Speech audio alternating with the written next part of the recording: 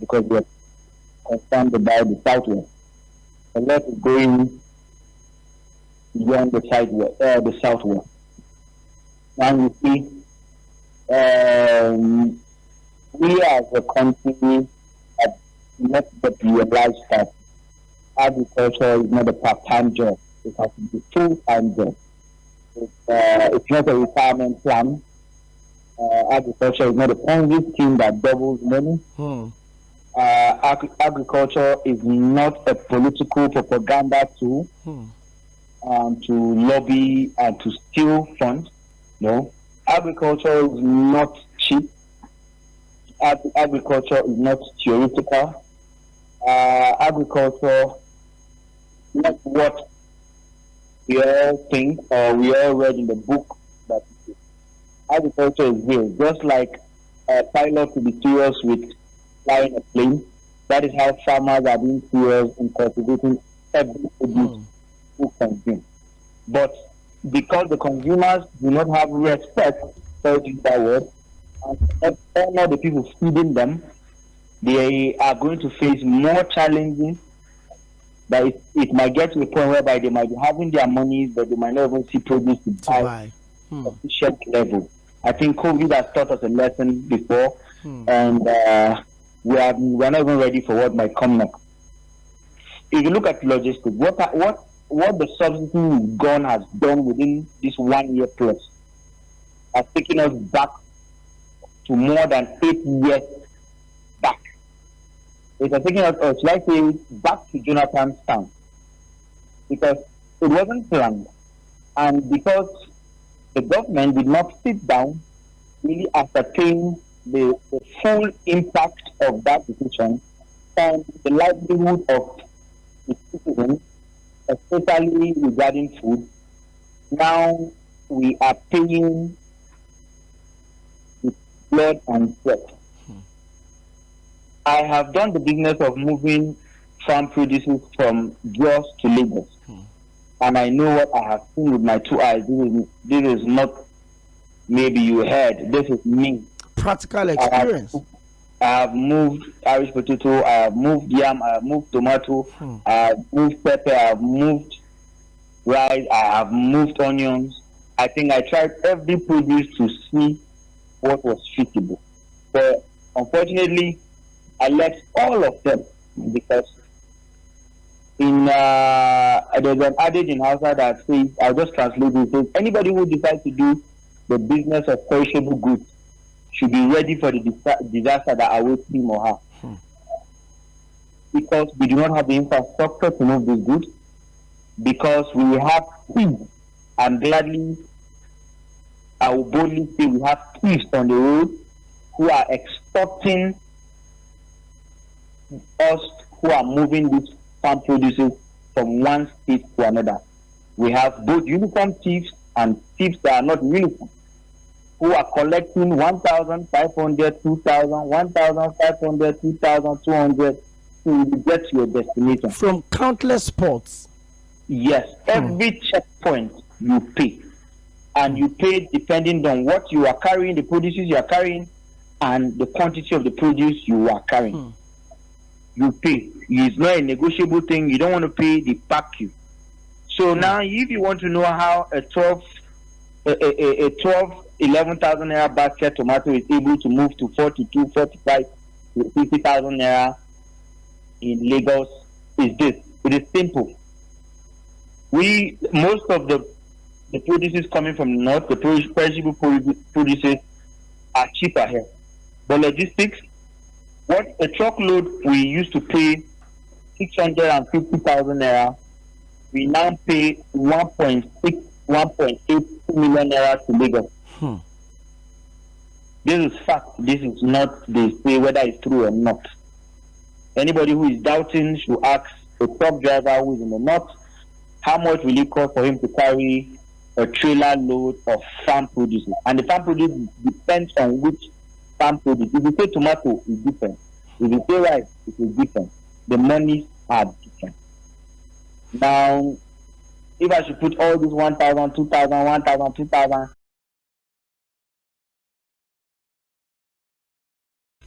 You have agboros collecting money legitimately from you. In fact, they collect some of your produces. I'll tell you for me, 2022, I followed a truck in Lagos and our truck load spoiled around Sabanu or so. I am telling you that we paid for our truck load that spoiled by the roadside. Why should I pay that my vehicle stopped? Is it my fault that my vehicle spoiled? And then the road, we were able to move it to the side of the road, but we still paid. And we did not pay. We also had to pay extra to have a 50% to stand there with us until that truck was fixed. So that only other security operative that comes and sees the person, they will just do esprit de corps. You understand? It's insane. It's insane. And don't forget, we are business people. The farmer too wants to make money. So whatever he or she spends on that road, the consumer must pay for it with the interest. Now, the government cannot regulate what it is not supporting. You don't tell me, okay, was it not the same government, let's use the present government, that said that we are going to buy rice for 54,000 naira? That was getting to the end of last year, right? They made that promise. They said, did anybody buy that rice? Where was the rice? Was it not the same government who said, I remember when you had me on your show, they said they were sharing how many truckload of fertilizer? You remember? True. And I openly told you that was a propaganda and that is fake. Because as long as it doesn't get to the farmer, there will be impact. It's not there. Good. Now we are here. Was there any impact? Mr. Premi, farmers are suffering and the government is talking about buying tractors. As in, who give these people this data to work with? You cannot just sit in an office and be wasting our potential. We have land, blessed land, fertile land. But we cannot do it if you don't give us favorable policies. Don't forget that the farmer is not doing it because of just business. This is a life or death thing, because if the farmer doesn't get the food on the table, every other person in the country is useless, because the sector cannot operate without food. Even Mr. President himself cannot survive 24 hours without food unless he or she is fasting. So if you look at the way the things are going, we know what the problem is. So I won't be mentioning the problems. The thing is the government ready to make amends and changes? I will say this, that any check all around, any governor who is ready for agriculture this 2025 will have started putting one or two on ground this January. That's the only way to know a serious government that wants agriculture to succeed. I will use my state as an example, Plateau State. Yes, the governor is trying. But I'm so numb that despite our past governor who disappeared with 400 tractors, our present governor is talking about buying tractors again. For who? See, you cannot work without data and expect to succeed. It's just like a project. You want to do projects in university without doing research and development. How will you get those data? Because my company has the primary data. We did analysis on what the farmers need at first. I will tell this for the benefit of whoever is listening, that tractor was the fourth need by the farmer. It was not the first. It wasn't the second. It wasn't even the third. It wasn't even the third. It was the fourth need. This was a research we did. We collected primary data. Tractor was the least, because which farm where the farmer go use tractor for? And if you use the tractor, I don't know. Tractor, they use tractor for one plot of land. When you were talking tractor, you're talking hectares of land. So hectares of land where? With which road? How much fertilizer will you spray on a 1 hectare of land? How much herbicide, pesticide will you spray on a 1 hectare of land? And you're here talking about tractor. Which diesel they go put for inside that tractor? The same diesel where they sell 1,000 how much? Do you understand? So who give these people this idea, this ideology? I do not understand. If let's say the governors don't have an idea of how agriculture works, then how did they give commissioners and ministers to people who don't even know how to even plant one piece of corn? I don't understand. Now, so if we look at it, it's worrisome. And I'm telling you this, I'm not a prophet of doom, but see 2025, hunger they come. They come. Mr. Matthias, see, I don't want that hunger to come because I'm not sure we can stand. Now, let me take you back to some of the things you said. I mean, in the last 15 minutes or thereabout, you've said a lot of things. You've highlighted some of the challenges that we are facing in this sector. And you ask yourself, we have the Honorable Minister of Agri and Food Security, Abubakar Kyari, that constantly highlights the potentials of Nigeria. And if you have a responsibility that allows you to develop, how long would you stay on the potentials? Nobody survives on the potentials alone.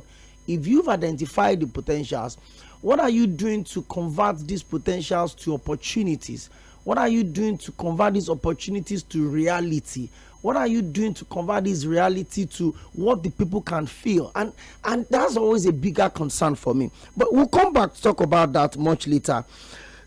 You talked about agriculture not being a Ponzi scheme, agriculture not being a theoretical thing beyond what we learn on the pages of the textbooks. You talked about agriculture not being a tool of propaganda. You said it's a living practical reality. Now let's talk about some of the challenges that we have. First off, insecurity. In the north, it's been tough.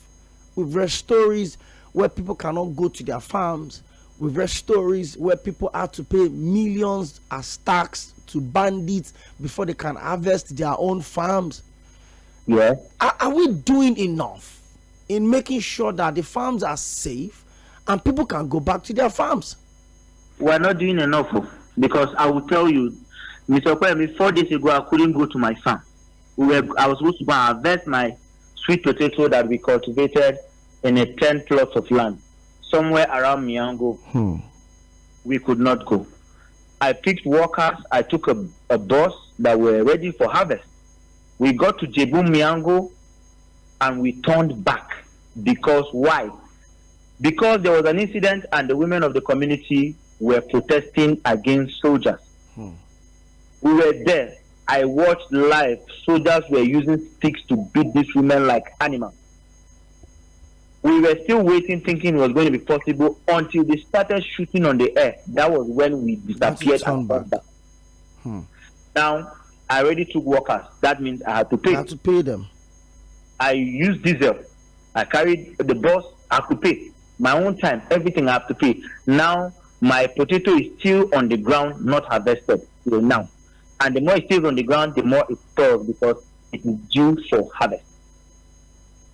This is practical. This was just 4 days ago. And if I tell you what led to that, I'm telling you, it will shock you that it's still happening. What led to that is because some farmers sprayed herbicides on their farm. Those people who do the lambu, that's the irrigation farming.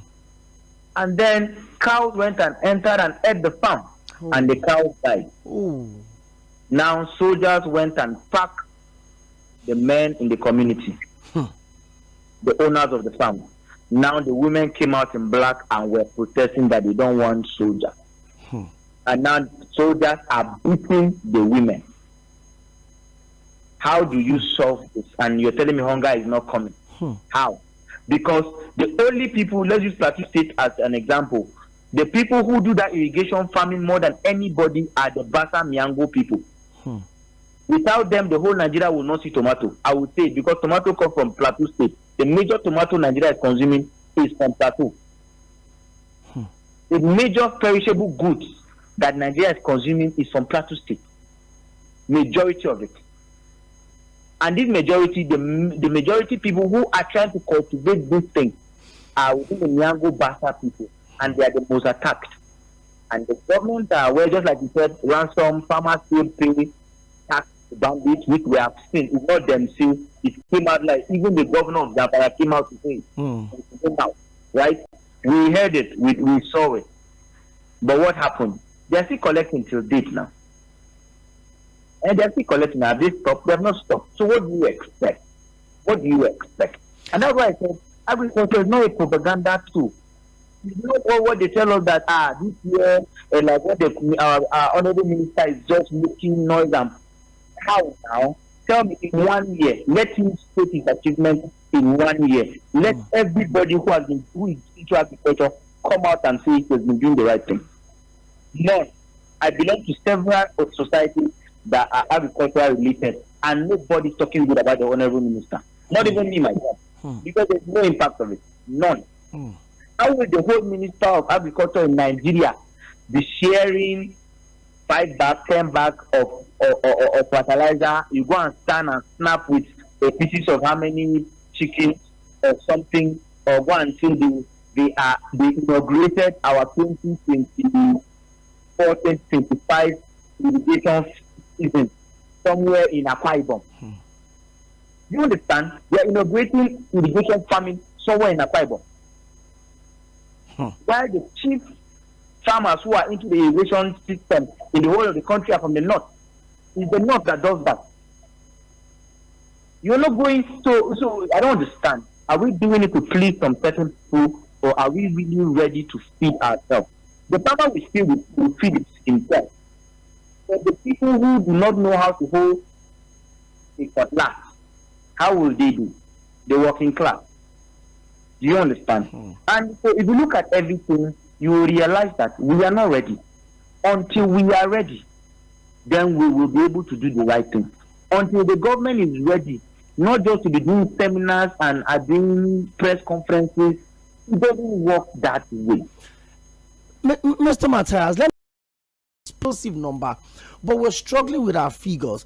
Mr. Matthias, if you had the opportunity right now, you have a minute with your governor, Governor Caleb Mufwang, or you have 5 minutes with the Mr. President, what would you tell them? Maybe you should talk to me with your governor first, then Mr. President. What would you tell them in terms of our quick fixes? If we're talking about the long-term plans, it may not give us the desired result that we have right now. In terms of our quick fixes, what can we do on the interim to sort these issues that we have here right now? Okay, thank you very much for such opportunity. So first thing I'll tell my governor is, Mr. Governor, we are doing well, but we need to do better. Now, I am presently working, my team and I are presently working on a system that's supposed to collect data of farmers, not just farmers, but what they are doing, the size of land they are cultivating, what their harvest looks like, and then what are their challenges. We are trying to get those data so that we are able to know what we need, where we need, and how we need it to be delivered. Now, not just because technology, because I always tell people, technology only works in the city, does not work in the village. So we will be having the technology side, and then we have men on ground to get us the actual data physically, then we put the data on system. Now with that data, we can be able to transform our state within 1 year. Because farmers are not cheap. If you give 10 bags of fertilizer and you tell him that you need him to pay within this period of time, and he tells you it is not feasible, agree with the farmer and ask him how long does he think he can pay back. Then work with that. I bet you will see an impact. Then when there's a loss, do not force the farmer to make payment. There are losses that it is natural and you could not foresee them. Then be human enough to take some part of the losses. But when you leave the farmer to still bear all the loss and the consequences again, trust me, the consumers will also feel that pain and impact. Now, straight to the Mr. President, I'll tell Mr. President, you have done enough. You have done very much and we appreciate. But Mr. President, I think you have to call all the local government chairmen and chairwomen in one room and give them a task. If the governors are out first, all the local government people, let the local government areas that we are having issues, let's have their representatives come and tell us exactly what's going on in their constituency. On ground, not the representative of the Senate that just sit down in Abuja and tell you what they don't know if it is existing or not. The local government chairman, let him be able to tell us. Now, when we have these people on ground tell us what's going on, then let every local government chairman go and bring data of the amount of farmers in his or her local government. One big it. When you have this data, when the Mr. President has this data, if there's an intervention from the federal level, it moves straight to those data. And you don't just send the data, send the intervention to the data blindly. Every data is checkmate and fact-checked. It's easy to do it. We have people doing NYSC. We have youth doing nothing. Call them and tell them we want you to go and verify this and this and that. They will verify it. Do you understand? So when we have these main things, we might not get it correctly at once, but if we're able to even make a progress of 5%, I bet you, Mr. Femi, you will see an impact immediately. If we're able to do that, some of us who have been in the industry at least for more than a decade to a decade and a half, at least we are not, it's not on book, it is now we dig ground, we are the ones on ground. Then we tell them this and that. If they want to listen, but if they don't listen, fine. But let it be that we have said this. And we don't want anybody to use us for political propaganda. Farmers, we don't belong to any political party. We are the only political party we belong to is making food available for Nigerians. If that is not the case, we are not involved. So come and give intervention. Don't ask me what party I belong to or what tribe or what state I'm coming from. Then let's see how things move forward. I bet you for able to do that, we will do much better by the end of the day. Thank you very much, Mr. Matthias, for being my guest on the show today. We're due for break. I really wish I could keep you on the phone, because when we open the phone lines on the turn of 5, a lot of people would want to comment or even ask you questions. But what I would do is I'll take a quick break right now. When I get back, I would also call you back and put you back on the show, so that if there are questions the people need to ask, we have loads of messages already on our social media platforms, and I'm sure you probably want to respond to one or two of those questions. So if you don't mind, let me just pay some bills now, then I'll we'll get back on the show when I'm done. No problem. Thank you very much. Thank you very much. Well, that's been my guest on the show, Mr. Matthias Paul. He's a farmer, a young farmer as such, but he's the CEO of Fresh from the Farm Agric World, and we've been looking at unlocking Nigeria's agricultural potentials, food security, and the many challenges. He's still very much with us on the phone, but we need to pay some bills. When we come back, I'll open the phone lines, and you get to call and also read your messages. 0913-600-0410. That is the number to call. 0913-600-0430. That is the number to text. And you can also drop your comment on Facebook at facebook.com/Mainland 98.3 FM. It is the Situation Room, and I'll be right back. On YouTube to read your comments as well. But you can call in, and let's make it brief so that we can take a lot of calls on the show today and also read a lot of your messages. Let's get straight to the phone lines. Hello, good evening. Oh, we got a bit late. 0913-600-0410. Let's get talking. Hello, good evening. Hello. Good evening. Can you hear me? I'm hearing you loud and clear. Your name and where are you calling from? John from Mogba. Okay, Mr. John, good to have you on the show. Honestly, from the statement of this your guest, it seems we are just hopeless about food security in this country, and I can't believe that this kind of a thing is happening in a country that has skills.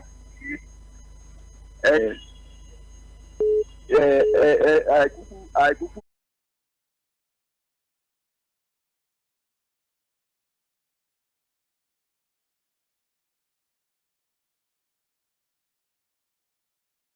you also check you can the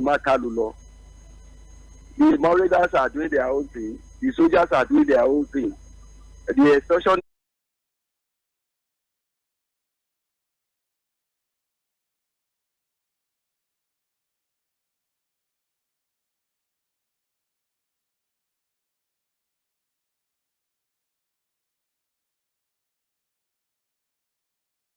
are there too. What is the meaning of all this? Okay, can you tell me the meaning? Everything seems to be in disarray. No control, nothing. Everybody is doing whatever he or she likes. And there is no repercussion for any atrocity committed. It's quite pathetic and unfortunate that Nigeria is becoming like, it's gradually descending into a kind of a, I wouldn't want to say it on radio. Please don't. Please don't. But I understand your concerns. Thank you very much. Thank you very much. Thank you, Mr. John from Mogba.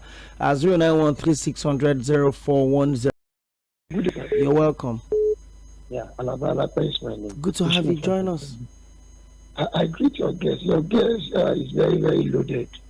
Very, very loaded. I just see something that he, with some of his submissions, he has continued creating more fears into the heart of Nigeria. So, yes, it's good to be saying the obvious thing that is going on. But I want to say this. Thank God he said he's also close to this, or closer to this, our leaders, particularly the state governor. What is he doing? You know, we're talking about Plateau, Benue, Nasarawa. These guys go to farm. Most of these people feed the nation. So what are they doing with the local and community policy that people are yearning for? What are they doing? Because I won't lie to you, without security, we will continue making noise of the shortage of food. Security must be put in place. And the only way you can get good security is for us to allow the community to own their police. It's allowed to allow the state to control their own community, their own police. It's allow the local government to have their own police. Without all this thing, we will continue making noise. What is your take? What is your guest take on state and community policy? Thank you. Thank you very much, Mr. Alaba. I'm sure my guest is noting some of these, and we're also having loads of messages on Facebook. Hello, good evening. Hello, good afternoon. You're welcome. My name is Lord from Inakbaja. Mr. Loki, good to have you on the show. I take time to listen to your guests. So I was just wondering, this is one out of thousands of them. I don't know what is wrong with our government, so this predatory government. Why can it take people like this? What is wrong for government for as a Kemi? He called all the farmers together. You should give me minister for agriculture. Look at how brilliant this man is to explain everything. As some of us we just come here, we call. We say, oh, mechanized farming. Now the man has explained everything. It's not about mechanized farming. What the man has said, you know, even without the mechanized farming, we can still do, if we have the responsible people in government, we can get food to eat. And something we are talking about security. Who is in charge of security? Even a governor says don't have a charge of security. See what happened in the election. They have to dismantle all the local because of election. So we tell you that state now, if you get local security, if the president, because that is the party, if you want to change it, you can see this part of there. So if we get a very good, like this man, they can bring a minister for agriculture, first and second. Agriculture is what, because they know what they are doing. Now you start to go for their politician, when they after their life, after their own, see what they say that you give somebody 100 million, you will not give that person 20 million. Okay, how are you going to report the money? If you cannot afford the money, that's why our money is doing every day. Thank you, my brother. I'm enjoying this program. Thank you very much for joining the show.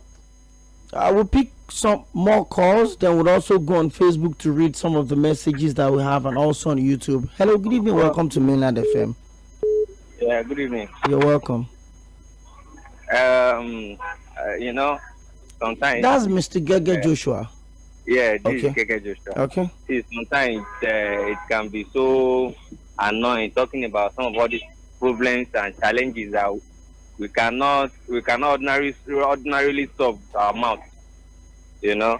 But then my major issue these days it has been with Mainland FM. See, Prof. Pick some more calls. My guest is still here, Mr. Matthias Mancha Paul, the CEO of Fresh from Farm Agric World Limited. And from 4 to 5, I had to allow him express himself without restrictions. And we've talked about the challenges the funny thing is that we know some of these challenges.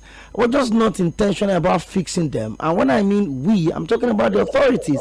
Hello, good evening.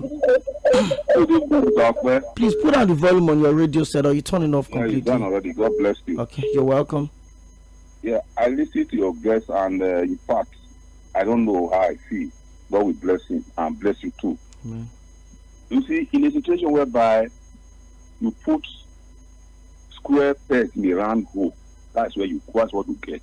In a situation whereby you appoint the Minister of Agriculture that will know is even the bedrock of the economy of this country. Sure.